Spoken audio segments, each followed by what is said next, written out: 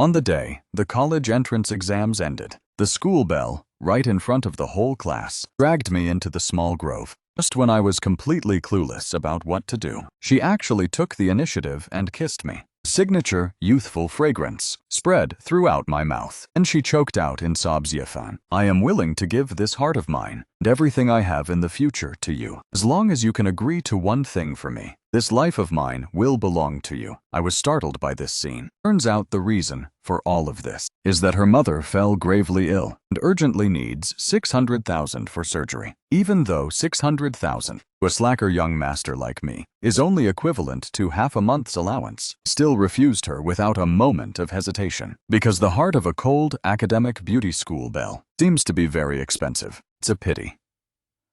Someone like me has never believed in love. My parents could enter into an arranged marriage for family career reasons and maintain the image of an exemplary married couple for over 20 years. Did they truly have a heart? Was there any sincerity? That their hearts were given away entirely to outsiders. So don't talk to me about feelings. I can't do it. I stood up straight and walked right in front of her. I am a whole head taller than her, could clearly see her trembling shoulders, along with the sparkling tears lingering on them. Reached my hand out, and her whole body instinctively stiffened as she tightly closed her eyes. My finger gently flicked her forehead once. Tsukuyu dazedly opened her eyes and looked at me in bewilderment. I pulled my hand back and looked straight into Tsukuyu's eyes, emphasizing every single word. "Tsukuyu, listen carefully to this. Right now, do you hope I'm a scumbag who preys on people in trouble? Or do you hope I'm a kind-hearted person out of pure charity, pulling you out of the mud?" She was completely stunned, staring stupidly at me. Her brain had clearly stalled. Yet I was very patient, just staring intently at her like that. Finally, she snapped back to reality. Her tense shoulders immediately slumped down. Tsukuyu, carrying a shred of humble hope, spoke in a voice as soft as a mosquito's buzz. I resolutely shook my head. "No way, I'm no philanthropist. Even though I have a ton of money, I don't just spend it on useless things. After all, 600,000 is enough for me to buy dozens of designer items anyway." Her pleading gaze instantly turned into absolute despair, seeing her about to shatter appearance. The slight amusement in my heart also vanished, changing the subject. However, whether it's a scumbag or a good person, I don't want to be either, but we can be business partners. I remember your grades are extremely good, and you can be considered a potential stock for the future, so I can lend you the money. Consider it a personal investment. The 600,000 can be transferred to you right now. Her eyes instantly flashed with joy, in disbelief. "But I have one condition. 10 years later, you must pay me 1 million yuan. The interest rate isn't considered high. For you, it shouldn't be difficult. At the same time, you must get accepted into Chengbai University in the exams 1 month from now. This is the first step for you to have the potential to pay back the debt. Just treat this as an investment risk control clause." Be like someone grabbing onto the final straw of life. Nodded her head vigorously at once, afraid that I would change my mind. I left my phone number for her and turned around to walk away, without bothering to see what expression she had stepping out of the grove. The sunlight shone warmly upon my body. Actually, I don't care at all whether she pays the money back or not. 600,000 is truly nothing to me. Contract terms were just something to say for outsiders to hear. Otherwise, every random stray dog or cat would come running up to borrow money from me. No matter how much money I have, it wouldn't survive that kind of burning. Spending 600,000 to buy the self-satisfaction of having done a good deed today, and incidentally enjoying the flustered look of the school belle at such close range. Doing that wasn't too much of a loss either. After finishing the talk with the lawyer, setting the time and location, I casually forwarded the contract to Tsukuyu. This matter was considered settled. I strode toward my original destination, club activity room, through the window.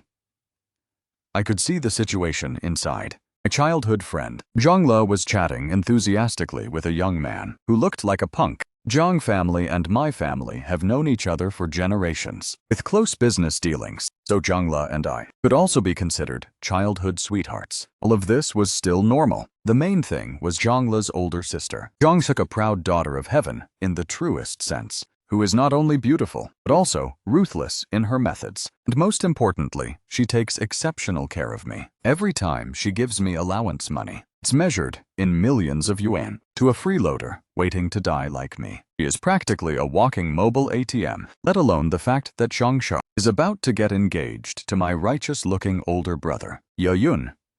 After the engagement, she will be my rightful sister-in-law. Truly a match made in heaven.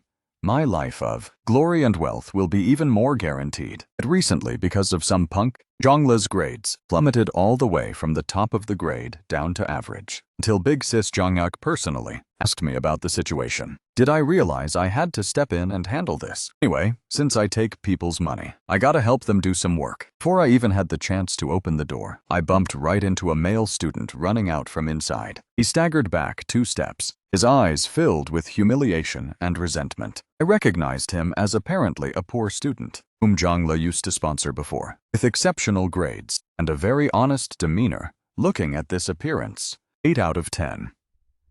It's the classic tragic script of I love my benefactor, but my benefactor loves the punk instead. I shook my head, finding it a bit funny inside. The young man is still way too naive. Just like us rich kids, when we spend money to do things, often it's just out of habit, a pastime to flaunt our status. Doesn't mean we're any kind of good people. If you really want to show gratitude, just work hard to rise up and repay us with benefits. That's what you call understanding the ways of the world. Insisting on clinging to emotional attachment is just asking for self-inflicted misery. I couldn't be bothered with him and walked straight ahead, pushing open the ajar door. Zhongla was talking with Tondung, laughing and chatting brightly. Seeing me, Zhongla's smile froze on her face. Her eyebrows instantly knitted together, her tone full of wariness and reluctance. Yafan, what are you doing here? Did you also come to advise me to break up with Yang? Let me tell you right now, don't waste your effort in vain. Just a useless young master of the Yi family, whose own life is barely figured out. What right do you have to manage me? I wasn't angry. In fact, I found it somewhat funny. I don't have the time to manage you.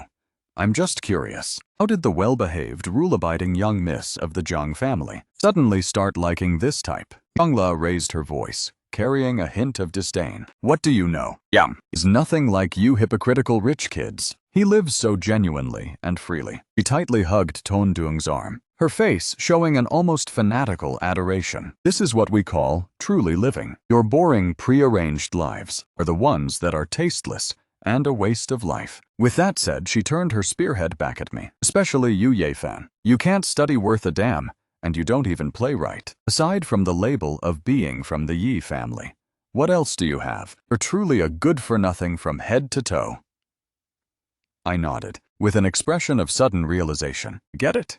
The winds of youth, right? Right, Zhongla. You must have thought I was left speechless, a smug smile appearing on her face. Sun Yang also puffed out his chest, looking at my expression, no longer feeling overly terrified. The very next second, I looked down at Zhongla from above. Sobered up yet, she was looked at by me, to the point where, instinctively, she took a step back. Sun Yang on the floor was still groaning, his gaze looking at me filled with terror. I walked right in front of Sun Yang. Don't you like being genuine? Like freedom? Come here and tell me. How do you feel right now? Is it free? Sun Yang was sweating bullets from the pain, unable to utter even a single word. Zhongla tried to step forward to pull me back, got glared at by me, and had to retreat. Aren't you so capable? Why aren't you saying anything now? He trembled violently, not daring to squeak a single half-word. I didn't feel it was boring yet. With just this tiny bit of guts, you dare to come out and roll in the streets. Scamming a wealthy young miss. Took Zhongla, who was still shivering, and headed straight for the western district of the city. A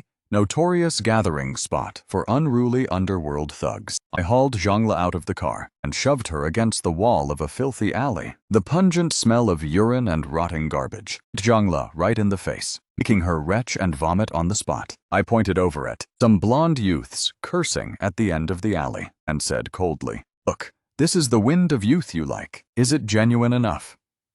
Is it free enough? If you like it, I'll toss you over there right now." Zhongla was scared pale instantly, tightly grasping my arm and crying out of breath. I was wrong. Yafan, let's go home. Let's go home, I'm begging you. Right at that moment, the corner of my eye caught a familiar figure. It was Sun Yang. I was limping along, taking advantage of the moment.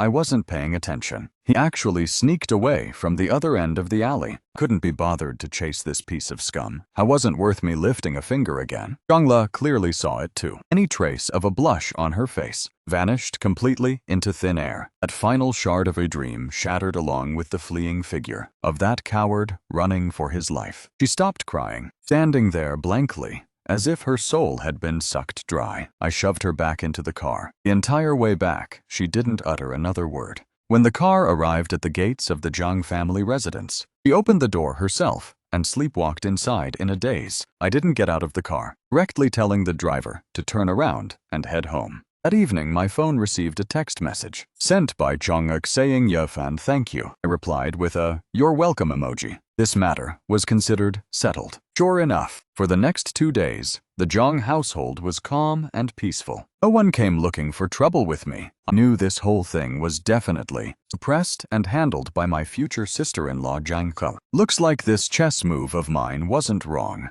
My life of luxury and wealth and my easy days were secured. Yet the very next day, I couldn't smile anymore, because Sun Young was dead. He died in an accidental car crash. It turns out this future sister-in-law of mine is way more ruthless than I ever imagined. I suddenly felt this household was a bit terrifying. Everyone wears an exquisite cold mask, clearing away all obstacles in their path. My elite older brother Yeyun is like that, and my future sister-in-law Jiangshi is the same. Only I'm an anomaly, a freeloader who just wants to idle away the days. I shivered involuntarily and bolted straight up from bed. I need to move out immediately and stay far away from these vicious people. Only by staying alive can I continue being lazy. I didn't say goodbye to a single soul. Early the next morning, I hauled a packed suitcase downstairs. My mother was sitting elegantly in the living room, sipping her morning tea. Seeing me, she merely lifted her eyelids indifferently, with a bland tone asking,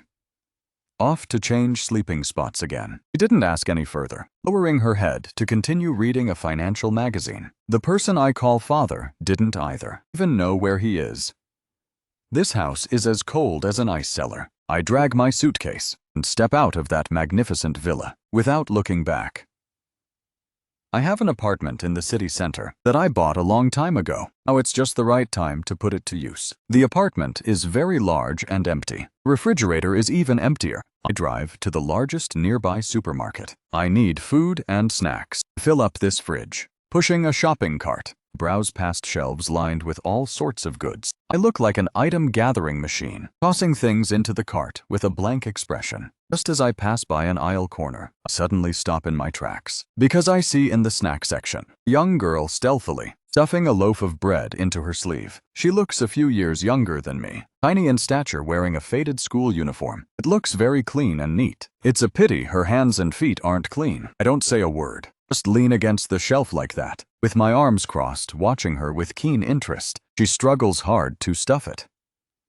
Her sleeve is too small, and the bread is too big, trying over and over again, so panicked that sweat is beading up on her forehead. Finally, she seems to sense something. Her movements pause as she slowly raises her head. Our gazes lock in midair. I stare at her without saying a single word. Within 10 seconds, her complexion changes at a speed visible to the naked eye, turning from pale white to those big round eyes filled first with terror, then with panic, and finally overwhelmed by an inescapable sense of shame and humiliation. Her hand holding the piece of bread trembles uncontrollably. Then with a thud, the bread drops to the ground. She acts as if all her strength has been sucked out of her. Her whole body slumps down, lowering her head, as if wishing she could crawl right into the floor. Finding it dull, I walk right over, pick up the bag of bread, and toss it into my shopping cart. Then I casually sweep up all kinds of cookies and lollipops from the surrounding shelves into the cart. Before long, my full cart was piled up into a small mountain. I pushed the cart in front of her. She still kept her head down, her whole body tense, as if waiting for a verdict. I gently nudged her shoes with the toe of my sneaker. Looking at her washed-out, frayed canvas shoes, I spoke calmly. "Don't have money to eat." Her body gave a slight shudder. Then she nodded very faintly. A second later, as if remembering something, she suddenly shook her head frantically. I grew a bit impatient. "You know, and then you shake your head, putting on a mime show for me." "What on earth is going on?" said, my tone carrying a bit of harshness. She was so startled that her whole body jumped, abruptly raising her head to look at me, her eye rims red, brimming with tears. She opened her mouth, only a few vague sounds coming from her throat. Her hands flailed clumsily, gesturing at something. I was stunned. In that instant, a thought flashed through my mind, mute. Looking at her anxious and helpless appearance, the impatience in my heart instantly vanished. At this very moment, I regret it. I feel like I'm an absolute scumbag, through and through. The kind of memory that makes you want to slap yourself in the face. Late at night, I didn't say anything more. Turned around to grab another shopping cart, loaded up on non-perishable food items, filling an entire cart. Then I pushed both carts and signaled for her to follow me. She seemed to haven't reacted in time yet. Without explanation, I grabbed her wrist straight away and headed toward the checkout counter. After paying, I carried big and small bags all by myself. She walked behind me like a little tail, also holding a few bags of snacks in her hands. I shoved all the groceries into the back seat of my sports car and told her to get in. She hesitated for a moment, ultimately opening the front passenger door and sitting inside. Then I asked for her home address. She picked up her phone, her petite fingers tapping away on the screen. After a long while, she finally pinned a location. It was an old neighborhood, a rundown place that I wouldn't even deign to look at if I drove past it. Didn't say anything directly starting the car. Along the way, the car was frighteningly quiet. She kept her head down the whole time, her hands tightly gripping the hem of her shirt. The car wound through narrow, dilapidated alleys, finally stopping in front of an apartment building that looked like it was about to collapse. I turned off the engine and carried the food out of the car with her. The hallway was both dark and deep, reeking of mold and countless other strange smells. She led me up to the third floor and opened a wooden door with peeling paint. A pungent smell of traditional Chinese medicine hit me straight in the nose. The room was very small, so small that a single glance covered everything from an impoverished family background. Today, I truly got to witness it. On a rickety wooden bed lay a frail skin and bones old woman. The old woman's eyes were tightly shut, her breathing extremely faint. The young girl hurriedly put down the things in her hands and ran to the bedside, skillfully tucking the blanket back in for her, her eyes full of worry. I roughly understood now. It wasn't that she didn't have money to eat. It was that she didn't have money for her family's medical treatment, which was why she pushed things to the absolute limit. It refused to touch her grandmother's medical fund. Another sob story trope. Someone like me hates this kind of thing the most. The young girl arranged things for her grandmother and walked over in front of me, bowing deeply. Then she grabbed an exercise notebook that was tattered and torn on the table and quickly wrote something down on it, revealing a line of neat handwriting. "Thank you, mister. How much do these things cost? I will definitely pay you back later." Looking at those words, I found it a bit amusing. "What are you going to pay me back with?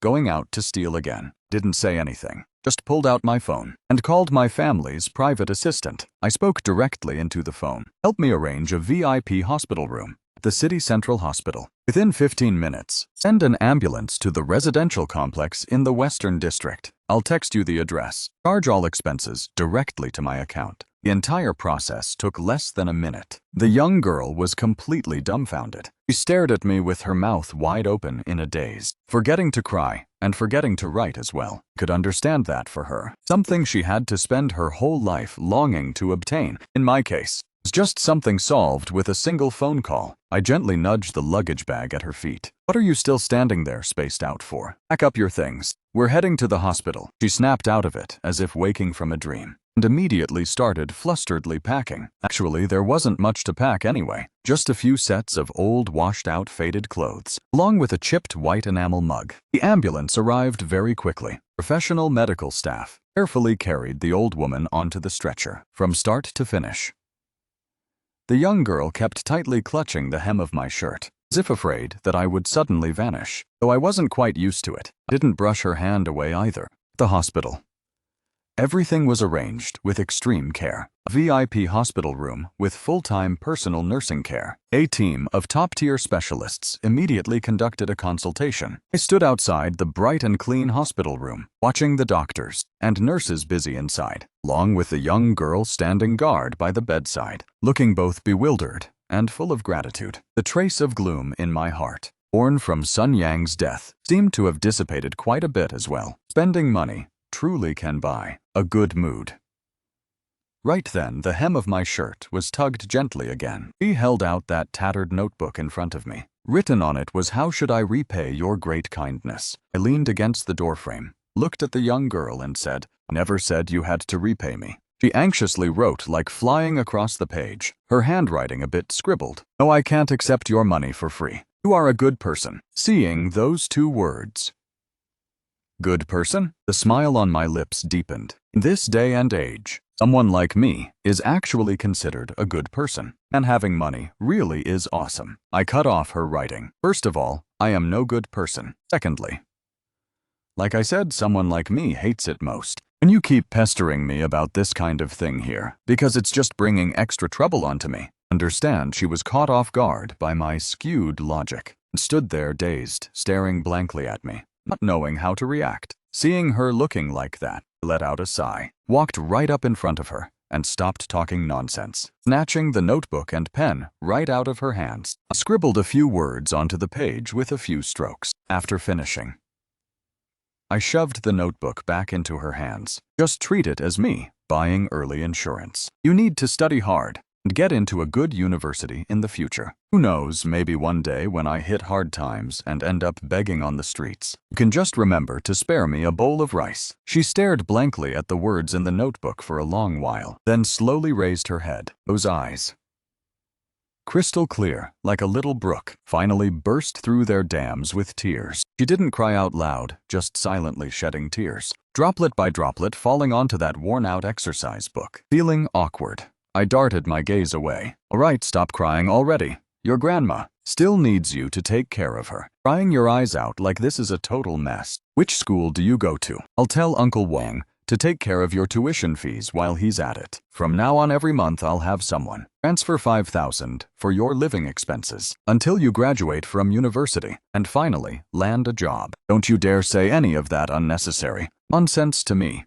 This counts as paying insurance premiums anyway." After saying that, didn't want to keep watching this cheesy scene any longer. Gave the doctor a few basic instructions, then turned around and walked away. Driving and cruising down the wide open road, I suddenly found myself chuckling a bit. As the honorable second young master of the Yi family like me, could I ever really fall on hard times? That's basically impossible. I'm just spending some cash to rack up a bit of good karma for myself. After all the people around me are one more ruthless than the next, I better stack up some virtue, just to ensure this freeloader body of mine can enjoy glory and wealth for a lifetime. And just like that, I really did fall on hard times. Just 5 years later, my upstanding elite older brother Yeyun, right after getting married when everything blew up, was sunbathing on a private island. When I received the phone call, I actually found it a bit amusing. The whole thing was well within my expectations. As for my older brother, at his core, he was always a spineless and cowardly guy, yet he always loved putting on a deeply affectionate and wealthy act. Was even too lazy to fly back to watch this drama. Anyway, high society marriages are pretty much always the same old routine until, one by one, my bank cards were frozen. All the real estate under my name, stocks and investment funds, vanished into thin air overnight. That was when I belatedly realized something seemed to be seriously wrong. By the time I frantically flew back from the island, everything had already been settled. The Yi family conglomerate had been renamed to Jiang. My father was prosecuted on countless economic charges. The evidence was ironclad, meaning he would basically spend the rest of his life behind bars. As for my dear older brother, Yun was kicked out of the house with empty hands, and me, a useless bum, who only knew how to freeloader and wait for death, wasn't even spared either. That little bit of private savings I had painstakingly hoarded for over 20 years, all vanished without a trace. I stood in front of the door to my luxury apartment, staring at 2 bodyguards in black suits with expressionless faces blocking my way. My mind buzzed. You've got to be kidding me, big sis. If you want revenge, go ahead and get your revenge. Drag my brainless brother out to deal with him, and I wouldn't have cared less. But sending my dad to prison and wiping out the Yi family completely.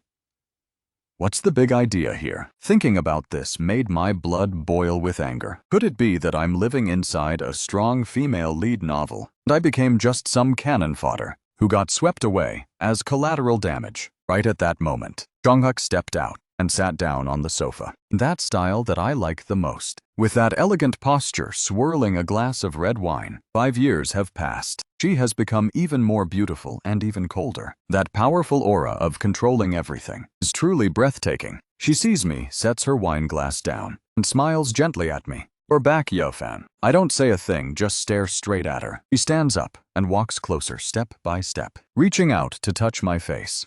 "Don't look at me like that. I didn't want it to come to this either."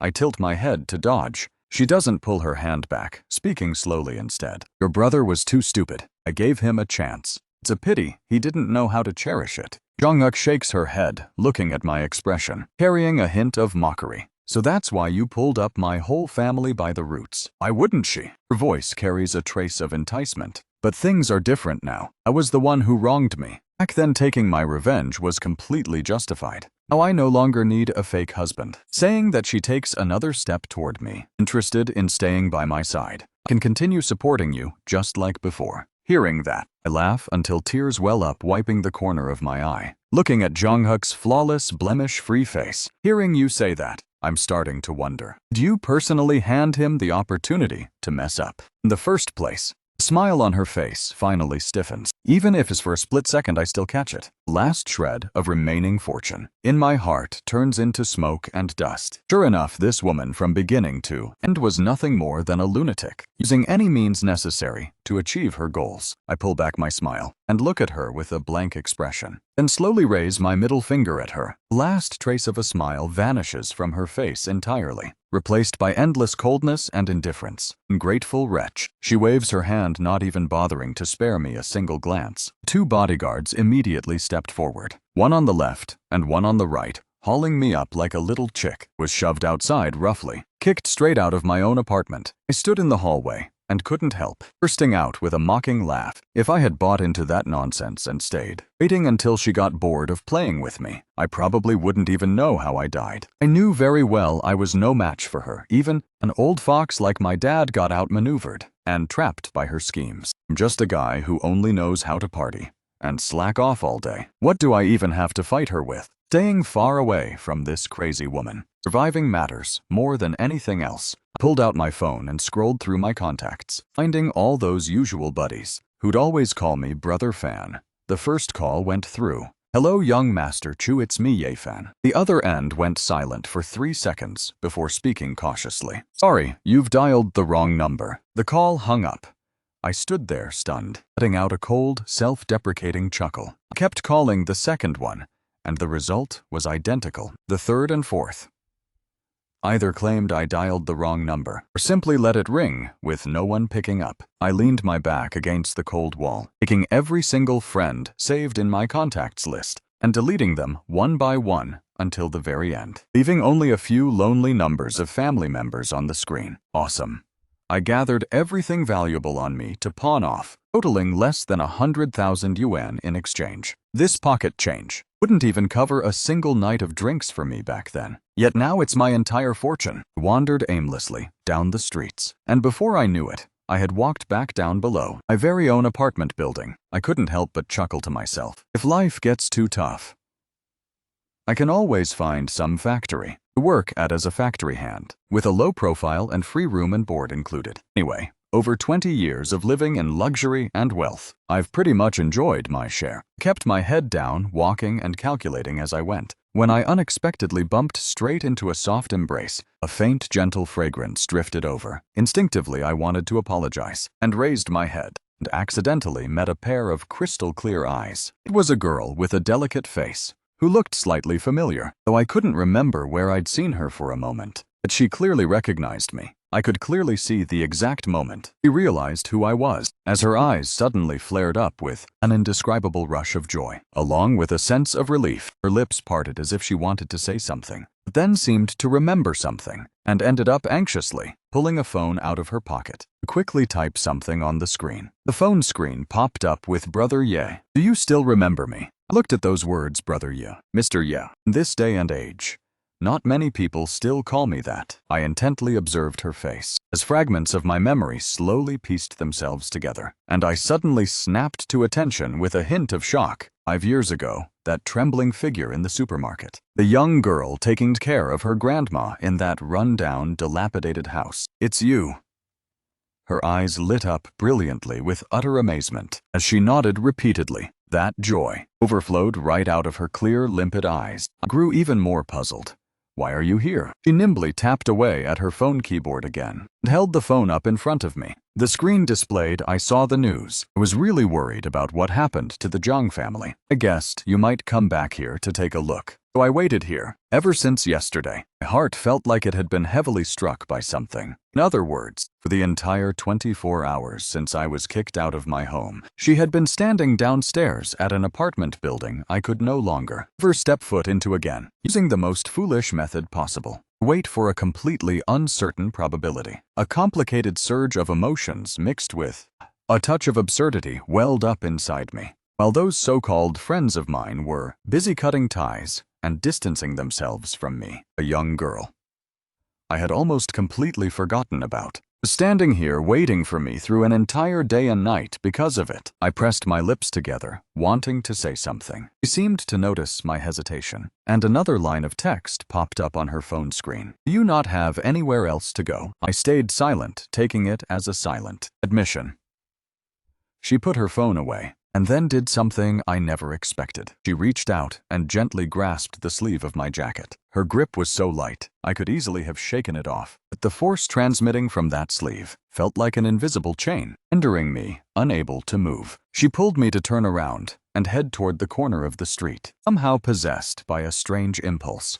I didn't resist at all, and simply followed behind her like that. We arrived in front of a small bakery that was emitting a warm, cozy light. The shop was called Ray of Light Bakery. The store was already closed, but the lights inside the display case were still on. She used a key to unlock the door, then turned back, signaling with her eyes for me to step inside. The shop wasn't big, but it was clean and tidy. The air was filled with a faint aroma of butter and wheat. She pulled out a folder from beneath the counter, which had been carefully laminated, and slid out from it a piece of paper that had turned yellowish with age. Pushing it across to in front of me, that was none other than the insurance clause document I'd casually written out 5 years ago, just in case I ever hit rock bottom and ended up begging on the streets. You just need to remember to give me a bowl of rice. She pointed at the text above, then pointed at me, then pointed at herself and this bakery. Her gaze was dead serious, as if she were fulfilling a sacred contract. Finally, she turned around and from inside the oven, took out a croissant that was still faintly warm and handed it over in front of me.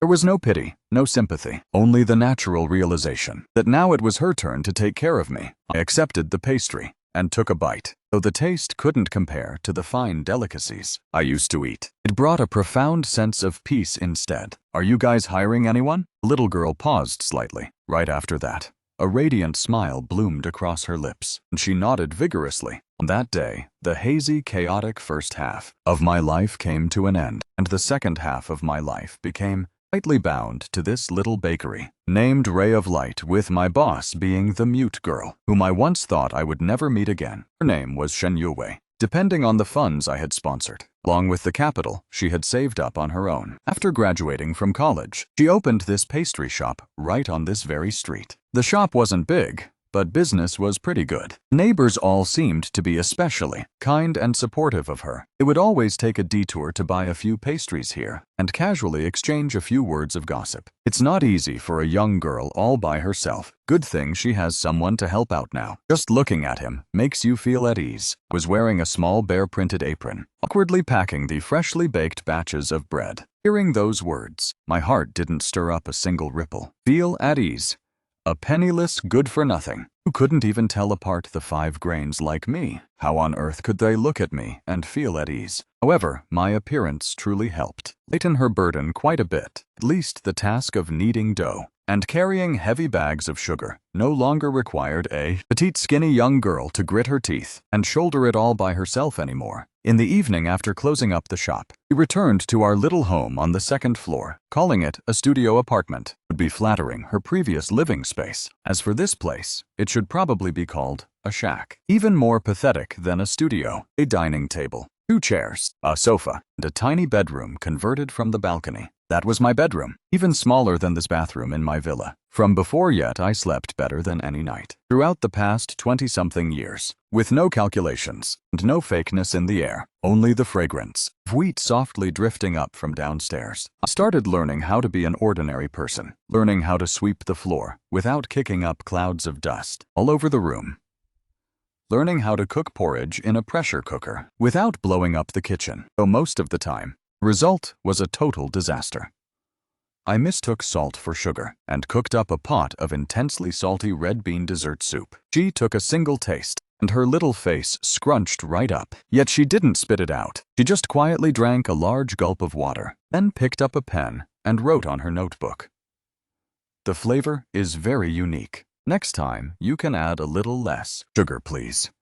I looked at her dead serious expression, feeling both exasperated and amused, and dumped the whole pot straight into the trash can. From that moment on, I started learning sign language. I bought a stack of textbooks, and every night after she fell asleep, I would hide in my tiny bedroom, staring at my phone screen and practicing each motion over and over. From the simplest things like hello and thank you to you've worked hard today. When I first used sign language, with a somewhat clumsy motion, to say good morning to her, she froze in place. Then in those eyes of hers that were always as still as calm water, it was like a pebble had been tossed right in. Sparkling with a radiant blossoming joy, she raised her hands and responded to me with utter seriousness. In that exact moment, I suddenly realized, throughout the past 20-something years, there had never been a single second where I felt that anything was ever so completely worth it. Days went by just like that, gradually growing better and better. From a clumsy idiot who didn't even know how to use an oven, I had transformed into a skilled assistant who could whip cream and pipe frosting like a pro. The shop's business was getting more and more prosperous. We even rented out the adjacent storefront, expanding our floor space, and my card once again accumulated a savings balance, though not very large. It was enough for me to move out and rent a place of my own. Several times I intended to bring this up with Shen Youwei, but the words right at the tip of my tongue were swallowed back down inside by me. If I moved out, where would I live? What would I eat? Living alone would be boring to death. Besides, a girl like her doesn't have it easy either. With me staying here, I can still lend a hand. Just like that, I found dozens of excuses for myself inside my heart, and shamelessly continued to stay put. Shen Youwei never brought it up either. He seemed to have tacitly accepted my existence. I don't believe in love, big brother, no. My older brother was the clearest negative example of that. At the peace I felt when staying by Shen Youwei's side made me addicted to it. I shook my head hard, throwing these messy thoughts straight out of my mind. It was almost lunchtime. Time to go prepare lunch for her. I had just taken off my apron and was getting ready to head upstairs, when right at that moment, a familiar figure pushed open the glass door and stepped inside. The newcomer was wearing a finely tailored suit, meticulously made up with her hair tied up in a flawless high bun, exuding from head to toe the aura of a successful corporate elite. It was Su Shuyu, 5 years later. The lowliness and awkwardness caused by poverty that used to cling to her skin had now been completely washed away by her. She was no longer that frosty campus belle, wearing a worn-out uniform while begging me anymore. Now she looked truly exquisite and flawless. Behind her followed a young man who looked to be in his early 20s, dressed in sharp, crisp clothes, looking like a fresh university graduate. His gaze fixed on me was filled with hostility, without even bothering to hide it. Presumably Su Shuyu's male assistant. From that gaze, resting on the bare-printed apron on my body, for a split second, his eyebrows twitched slightly with a hint of disdain, though he quickly regained a polite smile. "Fan, long time no see," gave a nod as a greeting. My hands never stopped taking off the apron. She seemed like she wanted to ask something. It felt it was unnecessary, finally pulling out a checkbook from her bag and slid it in front of me. I glanced at the numbers written on it, picked it up, and stuffed it straight into my pocket. Thanks. This is the part I rightfully deserve, even though at first I hadn't expected at all to ever get that money back. That male assistant, standing behind her, seeing me accept the money so cheerfully and casually, grew even more disdainful in his gaze. Su Shuyu quickly adjusted her expression as her eyes swept a circle around our tiny little bakery and finally landed back on my face. It was a look I was all too familiar with, carrying the condescending pity of someone superior. "Fan." I heard about what happened to your family. If you don't have anywhere suitable to go right now, you can come work at my company. The company and my new husband just started out not long ago, and we're right in need of people." Looking at this forced, hypocritical expression of benevolence and pity made me feel a wave of nausea. That transaction back then was an investment of mine, and she was just paying off her debt now. Neither of us owed the other anything. Yet now she was putting on this kind of attitude, simply wanting to turn her former creditor into someone surviving on her charity. I looked at the male assistant standing beside her, whose gaze was growing increasingly dissatisfied, and suddenly understood. He was indulging in the thrill of playing the savior to others, just like how I used to relish the lowliness of her back then. Right now, she was also enjoying my downfall, except she was far more self-righteous than I ever was, needing to wrap herself in a thick veneer of human kindness. I coldly refused. "Not needed, I'm doing just fine right here." The smile on Su Shuyu's face froze Xiaofan. "Don't throw a tantrum anymore. I know what kind of days you used to live through back then." Cut her off, a hint of impatience already creeping into my tone. I said, "I don't need it." She finally gave up on insisting, as a trace of annoyance flashed across her pretty face. "Fine then, if that's what you've decided. Then I won't force it either." The exact moment she turned around to walk away, the male assistant behind her immediately stepped forward, attentively reaching out to support her arm. Su Shuyu also very naturally tilted her head and flashed a smile that only the two of them could understand. Right at that moment, acting completely nonchalant, I picked up my phone and pointed it in their direction. Without batting an eye, I pressed the shutter button. The angle in the photo was extremely flattering, with the assistant's hand practically pressed against her waist, and the smile on her face at that exact second. Anyone who looked at it would never think that it was just an expression meant for an ordinary subordinate. Casually, I raised my phone and waved goodbye to them. After that, it took me all of 2.5 minutes to look up her husband's public business email online and send that photo right over. Once everything was done,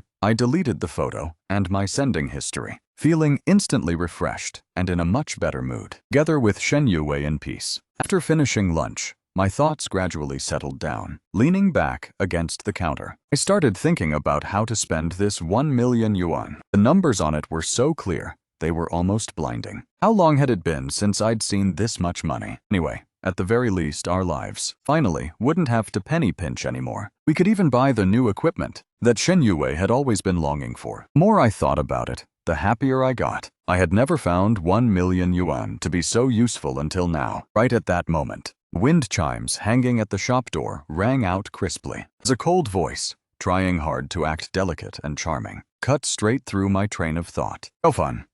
I turned my head to see Zhangla. Today, my acquaintances dropping by really were quite numerous. If I remember correctly, her unlucky husband, Yang Yinghao, hasn't even been dead for 2 years yet, right? Something the matter? I leaned my back against the counter, my face expressionless. She lightly bit her lip, her eyes watery and seductive. That hesitant look of someone wanting to speak but holding back made me feel a wave of nausea and couldn't help feeling disgusted. Zhangla's voice carried a hint of grievance.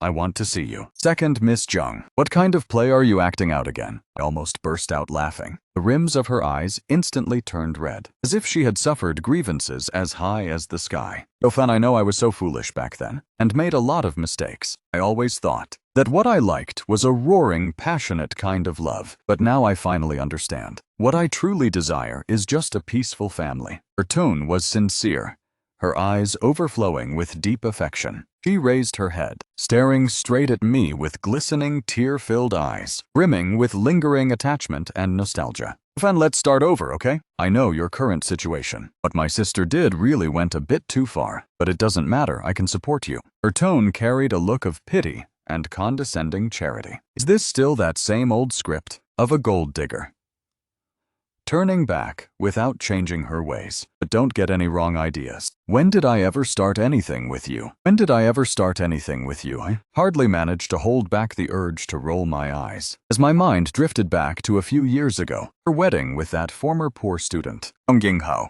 was organized in a grand and touching manner. Amidst tears and smiles, she cried while saying he was the light of her life and the happiness she defied everything to fight for. Back then, I stood down below the stage, watching that country bumpkin get so moved he was tearing up. all over his face. With only one thought in my head, this buddy's life is over. Sure enough, less than 2 years after getting married, Jongla was already sick of it to her core. Once the passion died down, and marriage returned to the mundane routine of daily life, she naturally grew disgusted. And then, some green tea guy showed up at just the right time. Fortunately, that poor guy wasn't entirely spineless. He managed to get his hands on Zhangle's evidence, intending to fight hard for himself, and then he died. As if such a coincidence could ever exist in this world. Behind the scenes, this matter was definitely once again single-handedly meddled in by my crazy sister-in-law Zhang She. Pulling back my straying thoughts, looked at Zhangla, who was still acting out her deeply affectionate role right in front of me.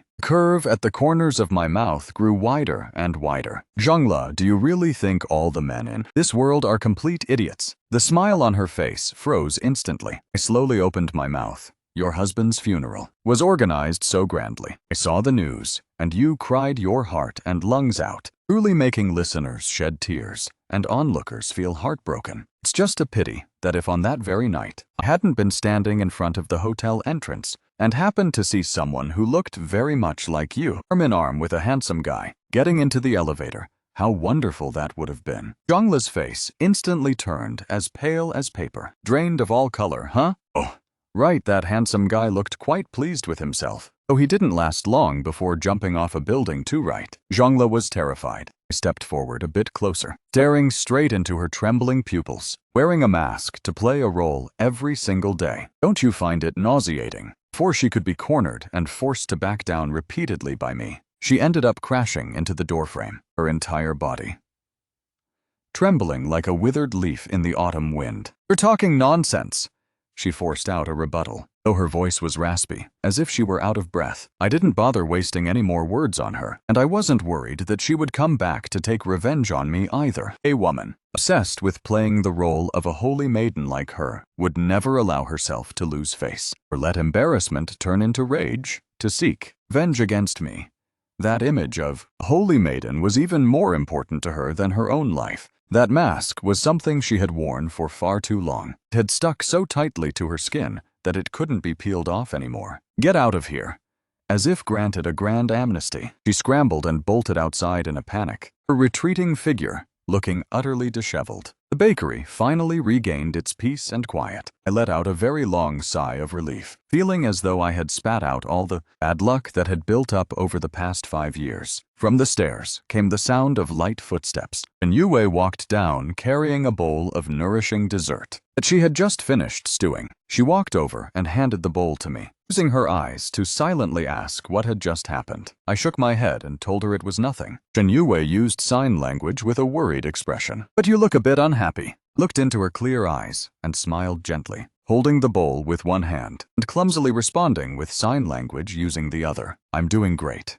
She understood, and a sweet smile bloomed across her face. Sunlight streamed through the French window, made of glass pouring all over us, making us feel unimaginably warm and cozy. Ever since that day, I no longer paid any attention to the affairs of that upper-class world, and I completely severed all contact with them. Now I just want to live a really good life, alongside Shen Yue, running this bakery, and living out peaceful, quiet days. Every morning at 5 o'clock, I would wake up half an hour earlier than her, going downstairs first to knead the first batch of bread dough of the day. By the time she sleepily shuffled downstairs, the kitchen would already be filled with the rich aroma of wheat, and the hot water would be boiled and ready. She would always sign a good morning greeting to me first, then skillfully tie her apron strings, and start preparing today's pastries. We rarely ever needed to speak out loud, yet our teamwork grew more and more seamless day by day. Sometimes, when things got too busy, sweat would dot her forehead, and I would immediately pour her a glass of iced water the exact moment she took the glass from me. Her fingertips would accidentally brush against the back of my hand. Cool and soft, I started noticing every single one of her habits, while she no longer needed to cautiously second-guess my thoughts either. Life flowed by completely fulfilled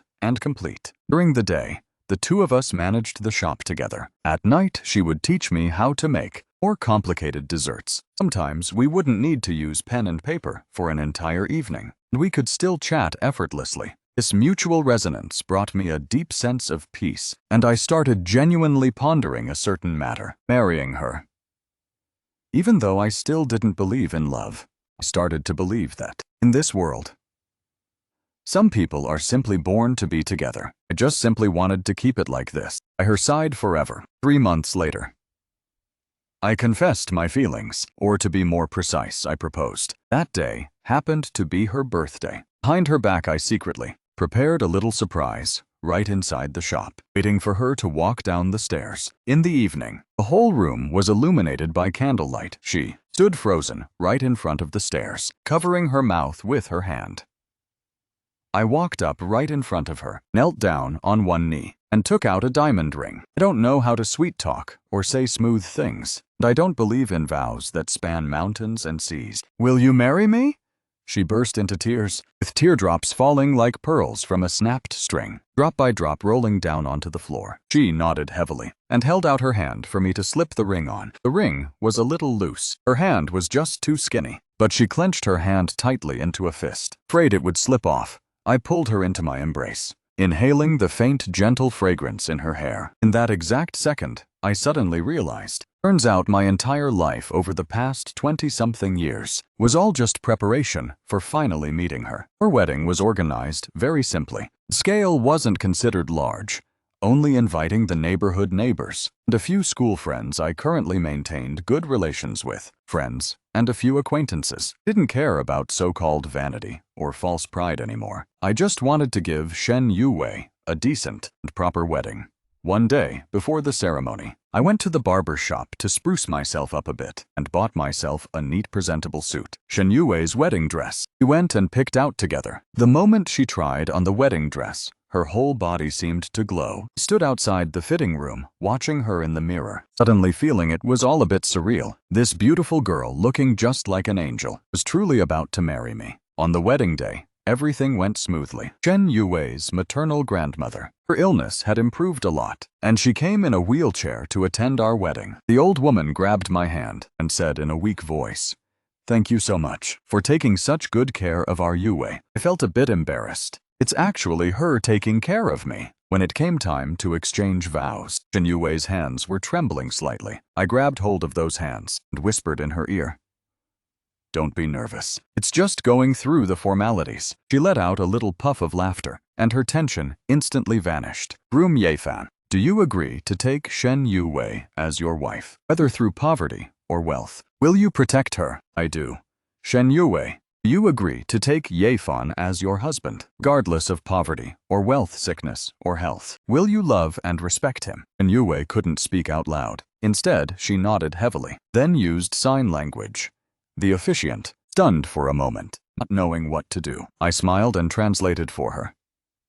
"She says she does." A wave of warm applause rang out from the audience. When it came time for the kiss, she was a bit shy, her face flushed red like an apple, gently touched my lips to hers very softly, so gently, as if afraid of hurting her. Then I leaned in close to her ear and whispered, "Hello, I look forward to your guidance from now on." He buried herself in my chest, laughing so hard her shoulders trembled. Old school friends also came one by one to toast us. One former roommate, whom I used to be quite close with, patted my shoulder. "Xiaofan, you've changed. You used to always carry that devil-may-care attitude everywhere. Now you actually look more like an ordinary person." I cast my gaze over toward Shen Yue, who was chatting with her grandmother, and smiled.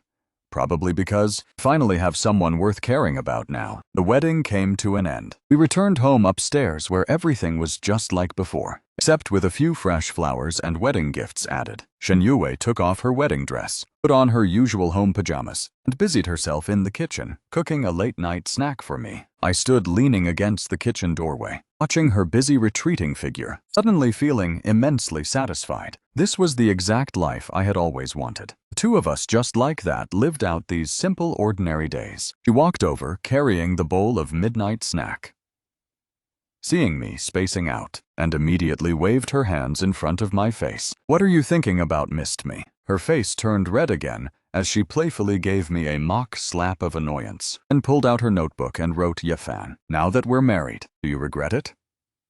I shook my head. "No regrets. What about you?" "I don't regret it either.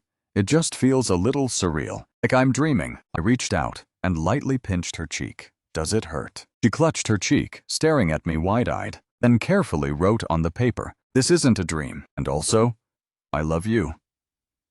When Shen Yue wrote those 3 words, her fingers trembled slightly under the warm yellow light. Her eyelashes fluttered like butterfly wings drenched in the night dew. Looked at those words, and my heart felt like it was hit hard by something. It wasn't that frantic, disordered heartbeat from teenage confessions of fleeting crushes, or was it the vain satisfaction of throwing money around like water. Instead, it was a gentle, aching squeeze, intertwined with a sense of peace I had never felt before. Pulled the pen from her hand, closed the notebook, and deliberately put on a stern face. Mrs. Ye, writing this kind of stuff in the middle of the night. Are you trying to keep me up? Panicking, she waved her hands frantically as her face grew redder and redder, clumsily signing in sign language. Really mean it, you know. I let out a soft exhale and pulled her into my embrace, running my fingers through her soft hair. The person in my arms gradually quieted down her breathing, falling softly against my neck. At that exact moment, I suddenly realized, so what if it was the wealth of the Zhang family? What about Jiangsha or Sushuyu? Everything I currently have right now is worth far more than my past 20 years of life combined. Happiness truly belongs to those who know how to be content. Life after marriage was like a loaf of bread rising in the oven, warm and full. We woke up at 4 in the morning to knead the dough. At 6, the first batch of croissants came out of the oven, filling the entire shop with fragrance. Shen Yue, teaching me how to pipe flower decorations, was so clumsy. I always got the cream all messed up everywhere, yet she didn't get mad at all, taking my hand and guiding me step by step with infinite patience. At noon, during slow hours when customers weren't around, she would often rest her head on the counter and doze off. Sunlight streamed through the clear glass window, shining down on her face, creating sparkling streaks of light. I would often stand there watching her sleeping face until I was completely dazed. How could this girl be so pure and clear, as if she had never been tainted by this muddy, murky world? Yet muddy splashes still managed to fly up sometimes. On rainy night, just as the shop was about to close up for the day, a bunch of drunk men kicked the door open and barged in. Leading them was the local thug boss of this area, Brother Qiang, who had previously come to collect protection fees and got chased out by me using a broom, this time reeking heavily of alcohol. He kicked over a potted plant by the shop entrance, blustering loudly. You little bastard, get your ass out here right now. And Yue, who was checking the account books, jumped in fright upon hearing that instinctively. Looking over in my direction, I hurriedly pulled her behind my back to shield her and instinctively grabbed a wooden rolling pin. Brother Xing sneered, revealing a row of yellowed teeth. Young Master Ya, do you still think you're some big shot? I heard you married a mute wife. Big bro here has come to ask for a wedding drink. Ha ha ha! The punks behind him burst out in vulgar, mocking laughter, their eyes glued to Shen Yue with utterly disgusting gazes. I gripped the rolling pin tightly, my knuckles turning bone white. Get the hell out of here. Oh ho, so protective of your precious wife, huh? As he spoke, he took another step forward, alcohol fumes reeking right into my face. Don't you want to keep this little shop open anymore? Suddenly, Shen Yue slipped out from behind me, holding a box of freshly baked cookies in her hands, trying her best to squeeze out a smile toward these thugs to invite them to eat. That exact moment, my heart felt like it was pierced by countless needles. This girl always thought that goodwill could dissolve malice. Brother Sheng swung his hand and knocked the box of cookies away. Does your daddy look like he gives a damn about this crap? Cookies shattered and scattered all over the floor as he reached out his hand, intending to grab Shen Yue. In that split second, I truly went insane. I grabbed the rolling pin and charged straight at them. In the chaos, I couldn't even remember how many punches I took, owing only to hold Shen Yue tightly and protect her in the corner of the counter. The wail of police sirens echoed from afar. The punks hurriedly scattered away. Shen Yue, her little hands trembled as she reached out to touch the bleeding corner of my mouth. Eardrops rolled down one by one, yet she couldn't utter a single sound. I raised my hand to wipe my face and forced out a smile. What are you crying for? Your man isn't dead yet. She cried even harder, her whole body shrinking into my embrace, like an injured little animal. That night, she hugged my arm tightly as she slept, waking up startled at the slightest movement. I looked at the dark circles under her eyes. A surge of boiling rage, intertwined with overwhelming fear, welled up inside me. What if I hadn't been able to protect her today? The next day, I went to the second-hand market and bought a solid iron bar and oiled it up, keeping it hidden under the counter. Shen Yue saw it and shook her head vigorously while looking at me. I patted the iron bar and told her it was just for self-defense, not that we'd actually have to use it. She lowered her eyes and wrote in her notebook, "I'm scared you'll get hurt." "Well, I'm even more scared of you getting hurt." I stroked her head and smiled faintly. "Because right now, I only have you." She looked up at me, her eyes damp, and finally gave a soft nod. That period of peaceful days didn't last very long, as Zhongla reappeared like an unshakable ghost. This time, she didn't come into the shop. Instead, she drove a red, convertible sports car and parked it right by the roadside,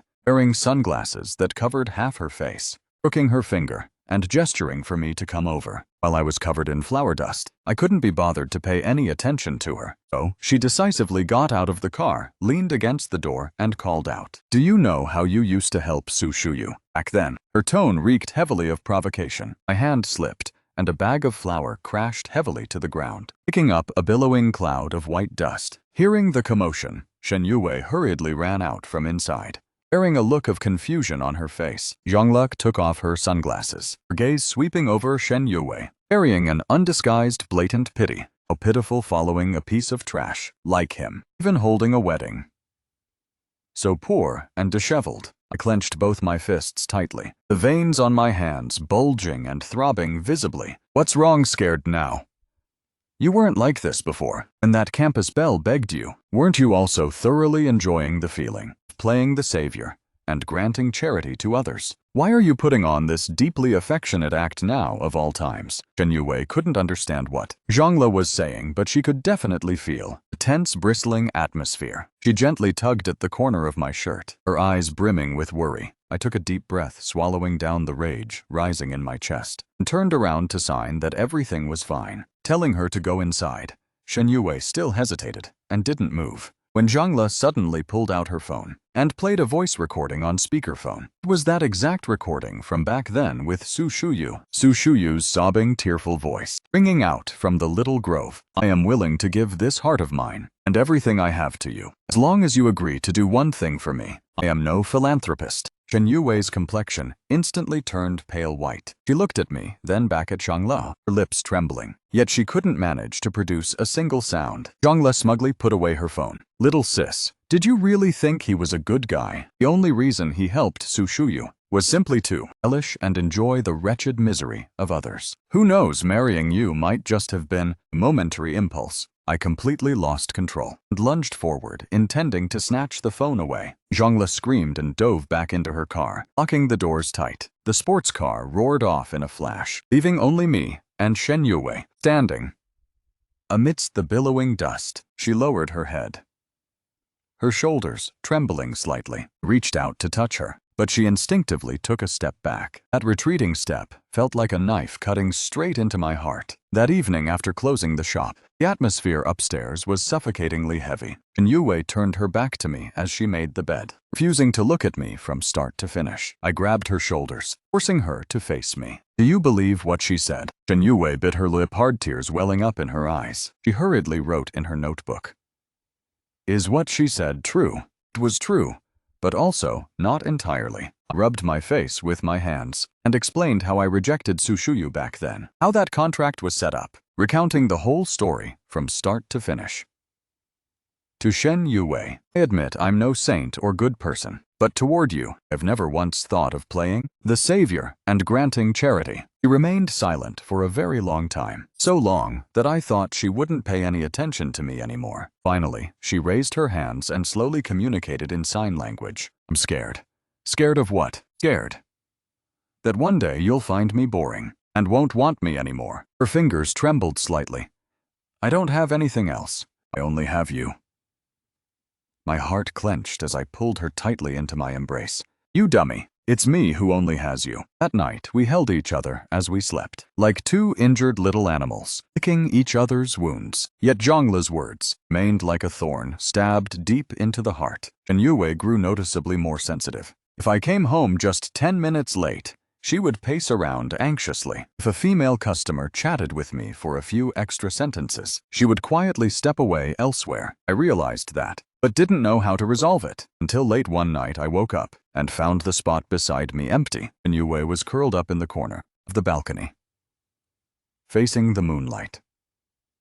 Weeping silently, walked over and gently hugged her from behind. Her body stiffened up, then immediately softened, burying her face in my chest. Yue, let me tell you a story. I told her about my parents, about my older brother and Changshu, about the rotten corruption beneath the family's glamorous exterior. I used to not believe in feelings, feeling that everything was just an exchange of interests. But you are different. You made me feel that living in this world still had trace of human warmth beneath the moonlight. Her eyes were like two sparkling black glass beads, bathed in tears. You reached out little by little, tracing the features of my eyes and bridge of my nose, finally stopping on my lips. And you leaned up and gave me a light kiss, a very soft one. It was a pure kiss, completely unadulterated by any desire. Like the first snowflake of the season, falling into the palm of a hand. I was stunned, then immediately returned your kiss. That kiss, something was quietly melting away. The thorn that Zhengla had sown had been pulled out in silence. Life returned to its peaceful track. Danger always lurked in the shadows. One afternoon, an uninvited guest appeared in the shop. Zhang shook.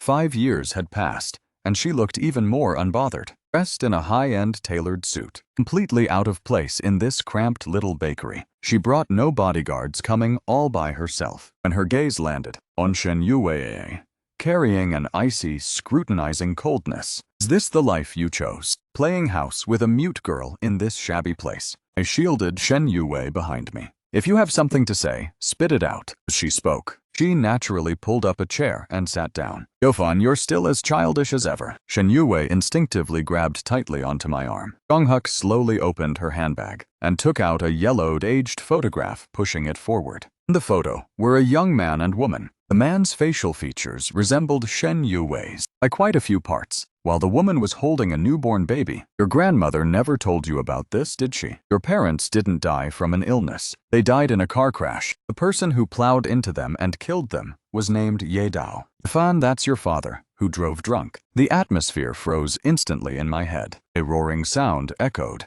and I almost couldn't stand straight. Shen Yue stared fixedly at the photograph, her complexion as pale as a sheet of paper.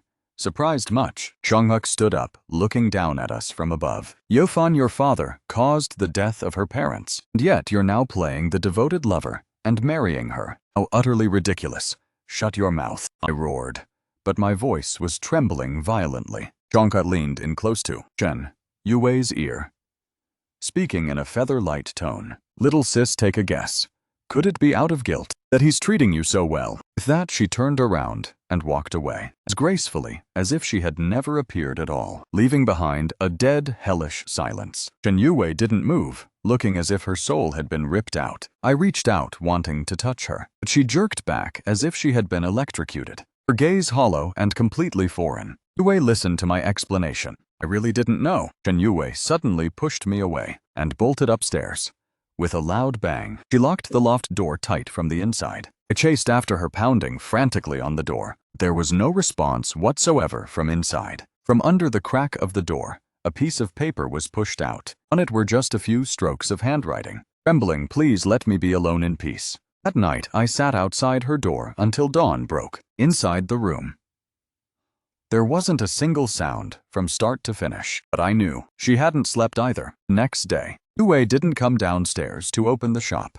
I cooked porridge and brought it up, only to find the door still double locked. The third day, the fourth day, it remained just like that. She locked herself away in the room, refusing to eat or drink anything. The bomb that Zhengya had tossed over had nearly completely destroyed the tiny world that the two of us had just built up together. During the days, Shen Yue locked herself up in the loft. I was like a caged beast, pacing back and forth within the cramped space of the shop. Bags of flour lay scattered in disarray across the floor. On the baking tray still remained those burnt black cookies from a few days ago. The air exuded a sour, fermented odor, like the yeast of sheer despair. Countless times, I wanted to rush upstairs and smash down that fragile wooden door. But every time I looked through the crack in the door, the slip of paper she pushed out with increasingly weak handwriting scrawled and faint, her hand reaching out before dropping limply back down. I was terrified that my forced attempts to approach her would become the final straw that ultimately crushed her completely. This feeling of utter helplessness was even deeper and more painful than facing the complete collapse of my own family years ago. At least back then, I could feel angry. I could curse, pack my bags, and walk away without caring. But right now, I didn't even have the qualification to feel angry. Flowing through my veins was the blood of the person who caused the accident. Jonghyuk had calculated everything with terrifying precision, finding my absolute weakest defense line, shattering it in a single blow. Late at night, on the 5th day, a choked sound drifted down from the loft, like the whimpering cry of a tiny animal, followed immediately by the heavy thud of an object crashing to the floor. My heart stopped beating entirely. I could no longer care about anything else. Grabbing the spare key, I slammed the door open and rushed in, to find Shen Yue collapsed beside the edge of the bed, her complexion ashen gray, her lips chapped and cracked with a knocked-over water glass beside her hand. It seemed she had wanted to drink some water, but didn't even have the slightest bit of strength left for that. After going days without food or water, her body had finally reached its absolute limit. I lunged forward and pulled her into my embrace. She felt as light as a feather, as if she could vanish at any moment. I gently patted her cheek, Yue, my voice trembling so badly I couldn't even form a proper sound. Her eyelids fluttered and slowly cracked open just a tiny slit. Her vacant gaze rested upon my face, completely out of focus. That moment, I was genuinely terrified that she would just slip away like that. Terrified that I wouldn't even have a chance to beg for her forgiveness. I frantically bolted downstairs, warmed up some porridge, and prepared a cup of warm water, prying her lips apart bit by bit. Using a small spoon to carefully feed her spoonful by spoonful, she swallowed mechanically, her eyes still misty and dazed. After finishing half a bowl of porridge, I took a warm towel and gently wiped her haggard face, along with her icy cold hands and feet. Throughout the entire process, she was just like a wooden puppet, allowing me to tend to her. Only the teardrops that occasionally welled up from the corners of her eyes proved that she was still alive. I tucked her back under the blanket and took off my jacket and lay down beside her, sharing the blanket, hugging her tightly, not daring to close my eyes, afraid that if I blinked, she would disappear. Yue, I whispered right next to her ear, my voice completely hoarse. I know you can hear me. You can hate me. You can blame me however you want, but you cannot die. If you die, what am I supposed to do? I, Yefan, have lived for over 20 years and done plenty of bastard things that I'm not proud of, but I never once thought of harming anyone. Sins my father caused, I am willing to take responsibility. If hating me can make you feel even a little relieved, then go ahead and hate me. With that, I grabbed her hand and pressed it against my left chest. You cannot use this method to punish me, or to punish yourself. Your grandmother risked her life to raise you up, not for you to end up like this. Do you still remember the croissant you gave me back then? It was the bitterest thing, but also the sweetest thing I had ever eaten. It was bitter because I was so pathetic back then, and it was sweet because your shop is named Ray of Light, which was lit up by you. If you are no longer here, that ray of light will also be extinguished completely, and my world will truly plunge into pitch-black darkness. I honestly don't know how long I muttered to myself until my throat grew bone-dry and painfully raw. Body in my embrace was still icy cold,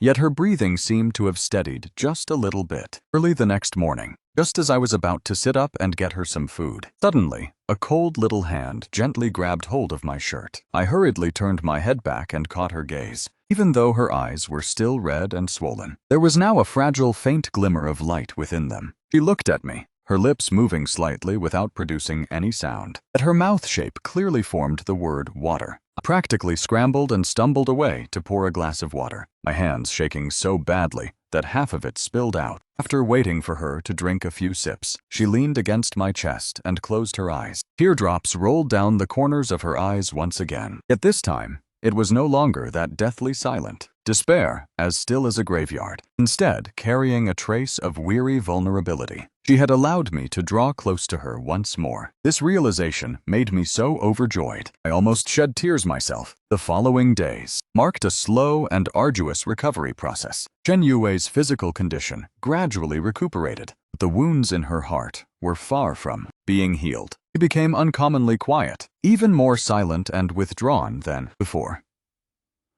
She still accompanied me to look after the shop, though her movements were very sluggish, often staring blankly into the dough-kneading basin. When night fell, she would still startle awake, her entire body drenched in cold sweat. I would hold her tight, able to feel her heart beating wildly, frenziedly. She no longer used her notebook and pen to communicate with me anymore. Occasionally, when she needed to express something, she would only use a few simple sign language gestures. Knew that Thorn was still deeply embedded in the deepest parts of her heart. Jonguk's words were just like venom, eating away at all of her trust and the affection between the two of us. She began to unconsciously avoid any physical contact with me. During dinner, when I picked up food and placed it in her bowl, she would freeze for a moment before accepting it. At night, when I wanted to hold her while sleeping, she would stiffly turn her body away. This deliberate, standoffish distance was even more suffocating than any argument.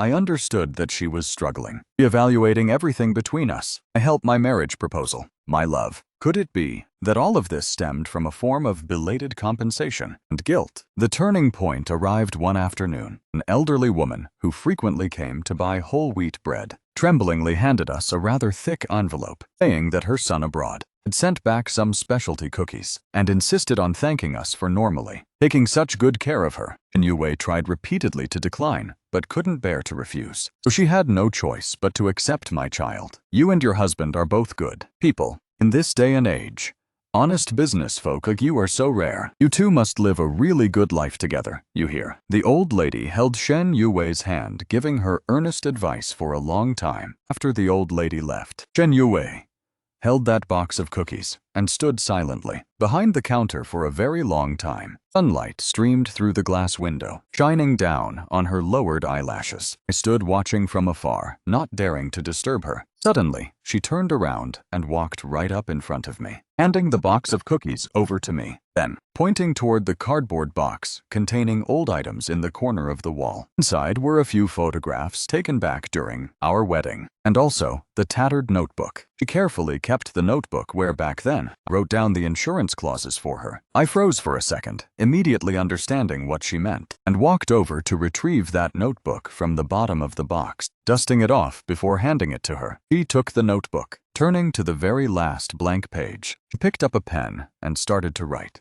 Her hand was still trembling slightly, yet every single stroke was written very slowly and heavily. I dreamed of my parents. They were standing in a very bright place, smiling at me. It seemed like they didn't blame you, writing up to this point. She paused for a long time. The ink bled across the paper into a small, round blot. Then she continued writing. I keep thinking if you only treated me well out of guilt, then why back when I stole that bread did your eyes show nothing but impatience, without a shred of pity? You only made a single phone call, just wanting to deal with a troublesome matter. So why, when I agreed to marry you, did you hold on to me for so long, and then turn bright red in the ears like that? She raised her head, her eyes swimming with tears as she looked at me. Filled within her gaze was absolute bewilderment, intermingled with a sliver of hope. She wasn't interrogating me. She was demanding an answer from me, an answer that could pull her out of this nightmare. I looked at her. My heart felt as though it was being gently squeezed by an invisible hand. I picked up the pen, carefully writing out every single word, right beneath her line of text. Shen Yue, I am no saint. When I helped you, I didn't think that deeply about it. Maybe it was simply because I was in a good mood that day. Maybe it was just because I didn't want to drag trouble onto myself. When I married you, I hadn't even figured out clearly yet whether that counted as love or not. I just felt that being by your side brought such peace. But right now, I know very clearly. I can't stand seeing you cry. Can't bear to watch you get bullied by others when you're in pain. I wish I could suffer in your place. This has nothing to do with who my father was. It only has to do with the fact that you are Shen Yue. If it must be called guilt, then my only guilt is not having met you sooner, leaving you to endure so much hardship, and failing to protect you properly, causing you to suffer even more hurt because of me. I handed the pen back to her. She looked at the words I had written, and her tears fell even faster. She picked up the pen, and with firm effort, wrote 3 more words right below my sentence. Then she set the pen down, and took the initiative to reach out, gently wrapping her fingers around mine. Her fingers were still chilly, yet that steadfast surge of strength instantly blew away every cloud of gloom in my heart. That very night, she finally stopped turning her back toward me when she went to sleep. She curled up tightly within my embrace, just like a baby bird that had finally found its own nest, her breathing steady and rhythmic. I listened closely to the sound of her breath, feeling that it was truly the most melodic symphony in this entire world. We both knew the scar was still there, and perhaps it would never truly vanish. Yet at least at this moment, I firmly believed that the bond between the two of us had grown unimaginably rock solid once again. The decision to leave this city was made a few days afterward, not entirely because of the threat posed by Jiangsu, but more so to change our environment, to go somewhere free from the lingering shadow of the past, so we could genuinely start over from scratch. Shen Yue didn't hesitate for even a second. To her, wherever I was, that was home.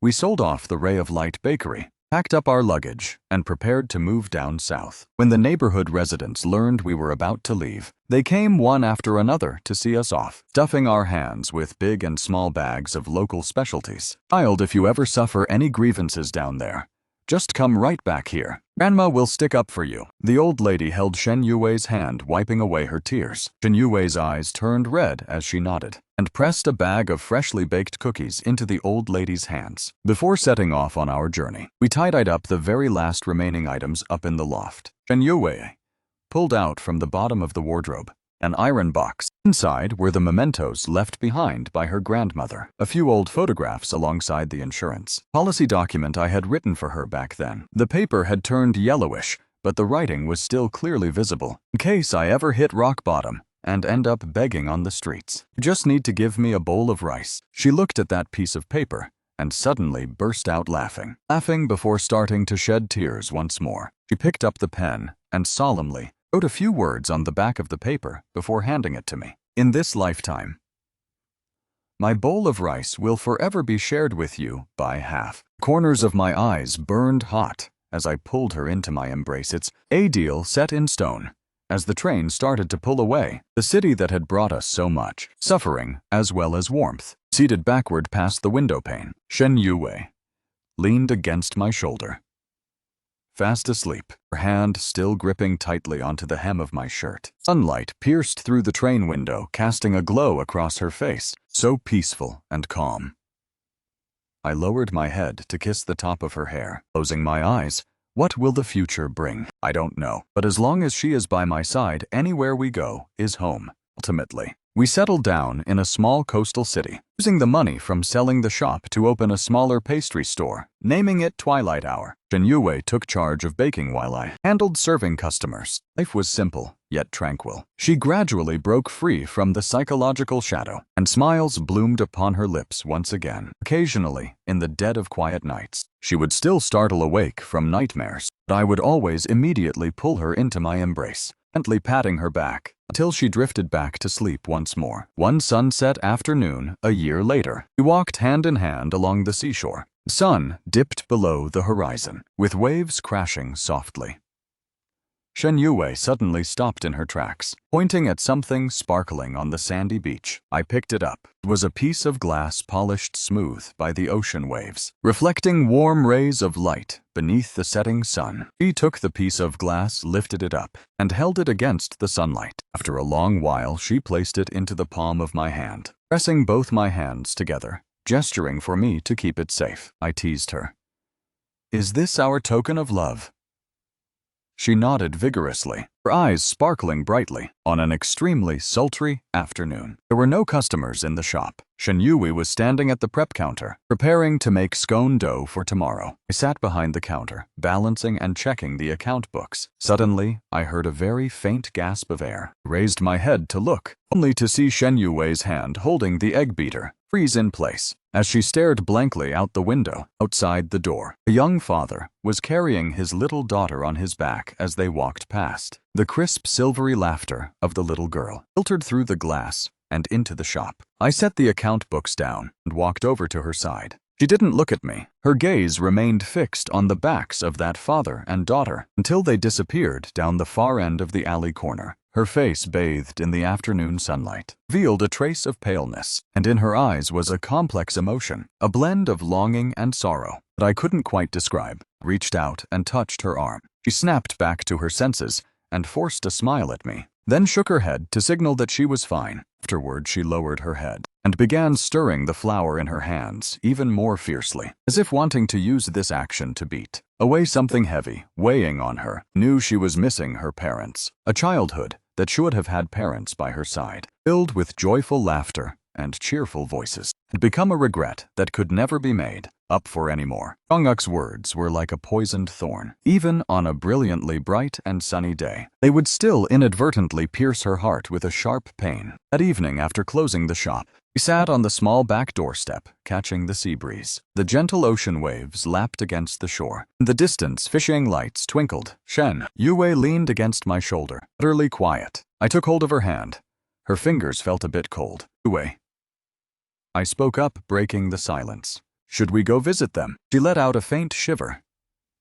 Perhaps, raising her head to look at me with a questioning gaze. I hesitated, searching for the right words. I mean, visiting your parents. I know where the cemetery is. It's recorded in the documents that Zhanghe left behind. Let's go talk to them. Tell them that you're living a really good life right now. And also say an apology on behalf of my father. The very last words I spoke out were unimaginably arduous and difficult, but I felt I had to say them. Shen Yue sat there in a daze for a long time, her eyes rapidly brimming with tears. Yet she held them back, refusing to let them fall. She looked at me, which ultimately transformed into a resolute decision. She nodded forcefully. Choosing a bright and pleasant morning, we closed the shop and brought along a bouquet that Shen Yue had personally arranged using white chrysanthemums and pale blue petals, heading to the cemetery on the outskirts. The cemetery was very quiet, backed against the sea, a serene and peaceful resting place. Following the information in the records, we managed to find that joint tombstone. The tombstone looked very simple and plain. A photograph of Shen Yue's parents carved onto it had faded and was no longer clear. Shen Yue walked up to the grave, squatted down. She reached out her hand, using her fingertips, bit by bit, clearing away the dust and fallen leaves clinging to the tombstone. Her movements were delicate and gentle, as though she were touching a fragile dream. She didn't cry, only cleaning in silence. Sunlight cast its glow across the profile of her deeply focused face, creating a sense of sacred tranquility. Standing behind her, I gave her space to share time with her parents. After a long while, she stood up, turned around. I walked forward and stood shoulder to shoulder with her before the grave. The sea breeze blew, fluttering our hair and the hems of our clothes. And Yue gazed at the tombstone for a moment, then turned to look at me. Afterward, she raised her hands and began using sign language, moving at a very slow pace. Every single hand gesture was pouring out the entirety of her inner thoughts. Mom and Dad, this is Yefan, my husband. She paused for a brief moment, taking a deep breath before continuing her signs. He treats me really well. We've opened a small shop of our own, named Twilight Hour. Life is very peaceful, and I am truly content.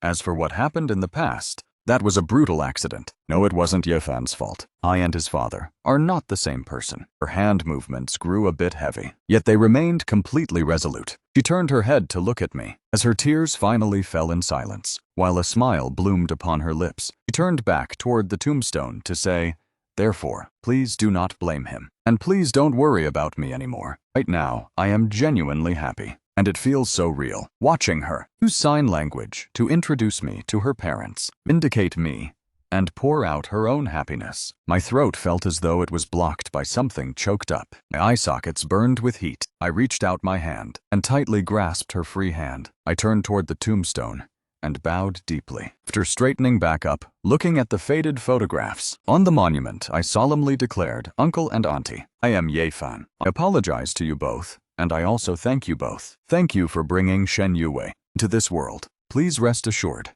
as long as I am still alive, I will never let her suffer any more hardship. I will use everything I have to protect her." I spoke very slowly. Every single word came straight from the bottom of my heart. I know how flimsy and weightless verbal promises can be. Yet that was the only thing I could do. Once the memorial rites were finished, we walked hand in hand out from the cemetery hill. Along the way back, Shen Yue looked noticeably lighter at ease, as if she had just shed the heavy burden that had crushed her for so many years. She even took the initiative to point at the wildflowers growing along the roadside, excitedly gesturing to me that we could try using extracts from those flowers to make natural food coloring. From that day onward, could sense that Shen Yue had undergone an extremely subtle transformation. The lingering gloom that used to haunt her eyes seemed to have faded away significantly. Her smiles also became much more radiant and serene. She began to take the initiative in planning our future with me more often, such as what kind of flowers we should plant in front of the shop, such as whether we should save up enough money to rent the adjacent storefront for an expansion. She even gestured with her hands to say that, perhaps, we could adopt a child somewhere down the road. I knew that trip to the cemetery back then wasn't just a form of closure for her parents. It was also the moment when the two of us officially bid a final farewell to the past. We couldn't change the tragedy that had already occurred, but we could choose how to face the future. From here on out, we carefully emptied out that bitter bowl, filled with the nostalgia of those times, washing it completely clean. Then at dusk, as night fell, we added understanding, forgiveness, along with the sweetness brewed by Shen Yuwei's own hands, slowly, earnestly savoring the taste of the rest of our lives. One day after the shop closed for the evening, we sat on the beach, watching the sunset. The afterglow painted the surface of the sea a brilliantly magnificent red. Shen Yue rested her head against my shoulder and suddenly traced a few gentle words across the palm of my hand, not using sign language but writing them directly with her fingertips. I carefully deciphered the letters she wrote. Twilight hour. My heart overflowing with joy, I lowered my head and kissed her.